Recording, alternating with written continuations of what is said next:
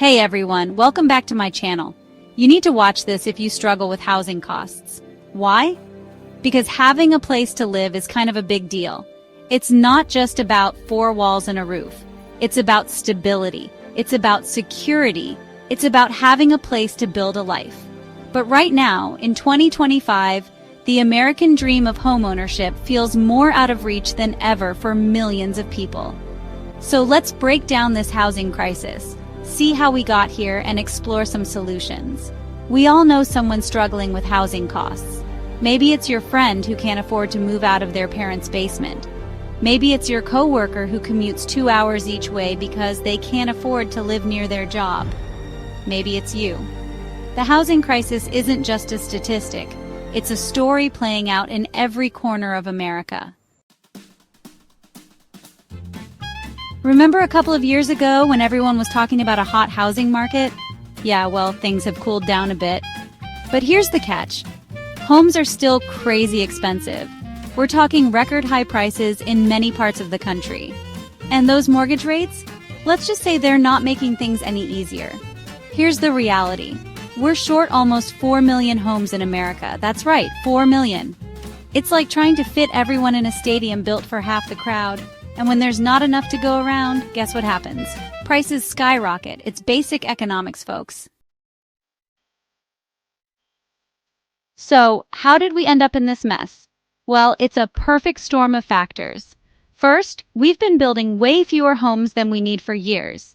After the 2008 housing crash, construction slowed down, and it never really recovered. Second, zoning laws are stuck in the Stone Age. Many cities are zoned for single-family homes only, which limits the supply of apartments and more affordable housing options. But wait, there's more. Construction costs are through the roof.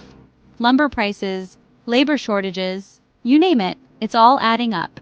And then there are the big institutional investors scooping up homes and turning them into rentals. It's like playing Monopoly, but they're the only ones with hotels on Boardwalk. And finally, wages haven't kept up with the rising cost of housing. It's a recipe for disaster. Section 4. The real cost of the housing crisis. From dreams deferred to lives upended. This housing crisis isn't just about numbers on a spreadsheet. It's about real people's lives. Young people are delaying milestones like starting families because they can't afford to buy a home. Renters are stuck in a cycle of rent hikes, forced to choose between paying rent and putting food on the table. Seniors on fixed incomes are being priced out of their homes, facing the prospect of moving away from their communities. And essential workers, the heroes who keep our society running, are being forced to live far from their jobs, enduring long commutes and sacrificing precious time with their families. This is the human cost of the housing crisis. Section 5. Building a better future. Solutions for a more affordable housing market. Alright, enough doom and gloom. Let's talk about solutions.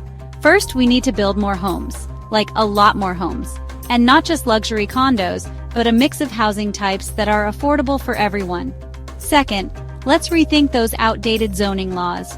We need more flexibility to build denser, more sustainable housing options. Third, let's find ways to make construction more efficient and affordable. Think prefab homes, innovative building materials, and streamlining regulations. Fourth, let's level the playing field for individual home buyers.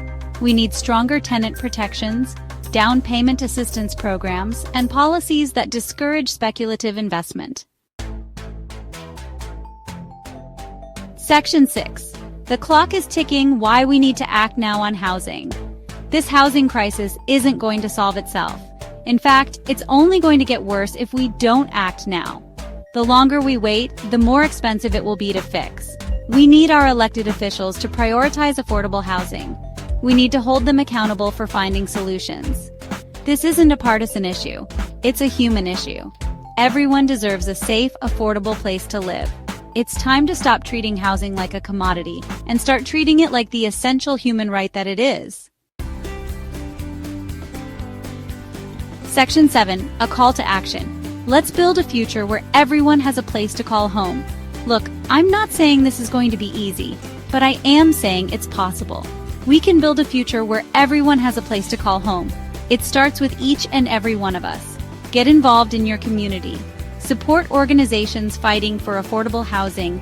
Contact your elected officials and demand action. Let's make some noise. Let's make a difference. Let's build a future where the American dream of homeownership is within reach for everyone. Because everyone deserves a place to call home.